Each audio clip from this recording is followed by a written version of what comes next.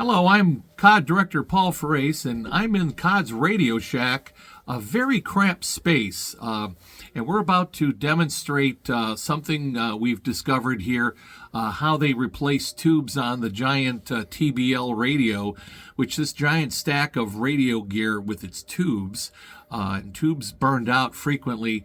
You had to get behind the electronic box to get those access to those tubes. And in a very cramped space like this, you had a pivot point. We'll show you that in a minute. But like I said, we're in the most cramped space on the boat with three other guys. There's Dr. Bradrick, and there's our curator Ben and Dave, and everybody's wearing their ski caps because it's a little chilly today. But we're here now on ultra wide. And this is the Radio Shack. And Dave, if you could just kind of step aside and show the viewers the two radio operator stations. There we go. And so they would be seated in swivel chairs, which we have stowed out in the hallway right now. But they would have been out facing port. And there's the hatch to the radio tube storage locker below this space. Oh, he's going to open that up. Yeah, because you had to carry a ton of tubes, and if you're British, they're valves. But anyway, go ahead and close that because we don't want to lose Ben down the hatch. He's too valuable. But anyway, this big thing here, Dave, point out the TBL right there. Oh, beautiful Vanna White hand sweep. Very good. It's roughly the size of a refrigerator, and you had to get behind it to get at the back panel to replace tubes. But that thing has to weigh, what, 300 pounds, you think? Maybe 400. Okay. So Dave's been working here in the Radio Shack on the deck. We tore up the tile, and we're going to be putting down a historically more accurate version of linoleum. But okay, so this thing is going to swing on, and I'm going to kind of come down here. Dave, if you want to show our viewers these stainless steel, well, you're showing the pivot point there, right? Right. Show them the track, though, and explain to us about the track, how one was original and one was the supplementary. This is the original caster track, a nice solid surface that the three casters roll on. Here is a trace of where the old casters wore a groove in the track. Mm-hmm. That's from the old TBL, because the pivot point of this arc is behind there. And it has since been cut off with a cutting torch, so that means that was the old TBL. The new TBL follows this arc, and that traces to the new pivot point. Back there, okay. This one as well. Now, you say the old TBL. We're not sure if it isn't the same TBL. It's just that the Radio Shack was rearranged after World War II, before, when we were recommissioned in 51.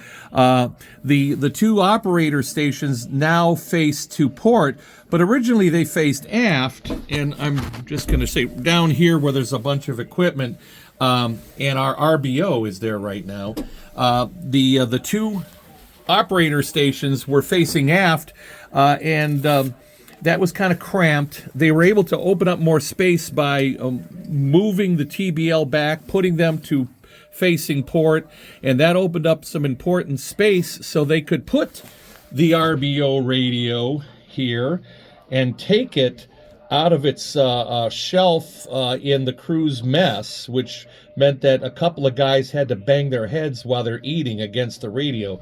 So it made sense to reconfigure the Radio Shack. Here is a wonderful picture of Bill Gill in World War II facing aft in the original configuration of our Radio Shack with his headphones on. He's listening for the Morse code incoming. And, of course, we all know that that had to be decrypted in the crypto locker right here. And our crypto machine is safely locked away because with all these cattle people moving around in here, that would have been wiped out.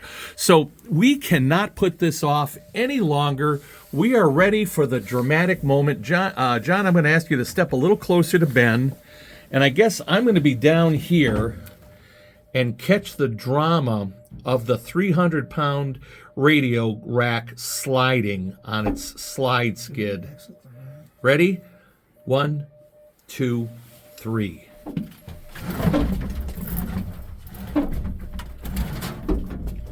And wow, that is just amazing. And of course, that was done so it didn't shred the original linoleum. Right. Now, are there rollers on the bottom of this stack? Yeah, 3 casters, 2 of which were completely frozen. I had to unfreeze them. I had to lubricate the 2 pivot points, one above, one below. Okay. And you can see the old pivot point, 2 holes drilled in the side there where the old bracket used to be. Well, we're coming up. There's the bracket. Those 2 empty holes, that was the old upper pivot point. Okay. All right. And at some point, we're all going to switch around, and I'm going to get a picture, a video of this on the other side. This way you can get in behind like this and service the unit. Yes. This is reminiscent of the scene in A Night at the Opera where the Marx Brothers are all in that little tiny cabin and they invite 50 other people in there. Yeah. So we're going to go and switch around in a minute. So for those of you that were wondering just what exact model radio we're talking about, this is a model TBL7. And it's a Navy radio built by Westinghouse Electric. And I see that the contract date is 1942. And the construction acceptance is January of 43. So just before the boat is completed. This is sitting in a warehouse ready to go. And it is a giant radio.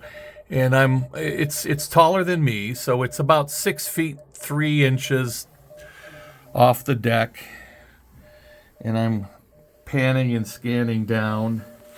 Oh, it gets kind of colorful down here. We've got our blue, red, Look at the and pretty green lights. Yeah, it's we like need a to Christmas clean. tree. You guys know how to use a dust rag around here? That's above my pay grade. Okay, well, keying relay. That's kind of interesting. A keying relay. So here's this ginormous radio, and that might even have.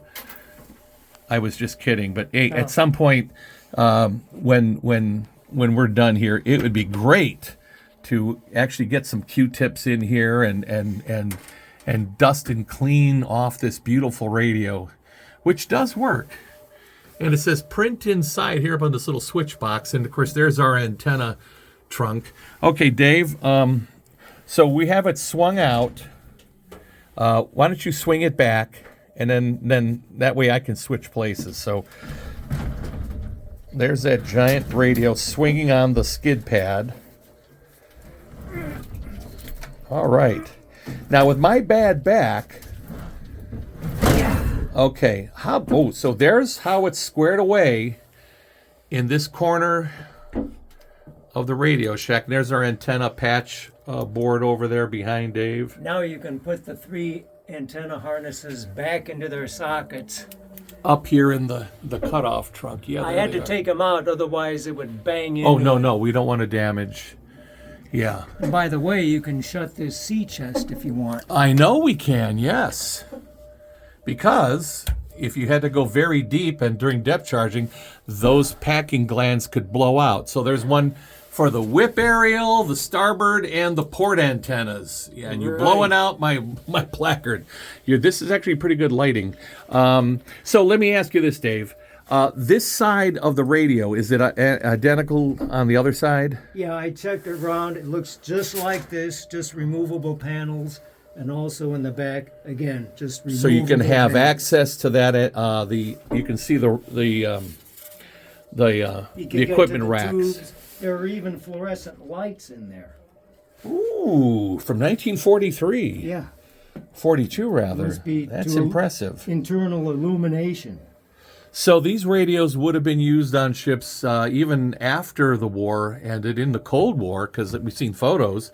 And of course, here's other receivers, and these are familiar to anybody.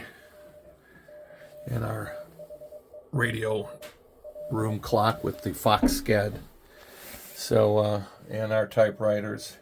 Of course, we don't want people to see the Sony CD player. That's not in here. But anyway, that is the current work going on in our Radio Shack. And of course, there's the bare metal deck with some adhesive and some other compound stuck to it. And when Dave's done...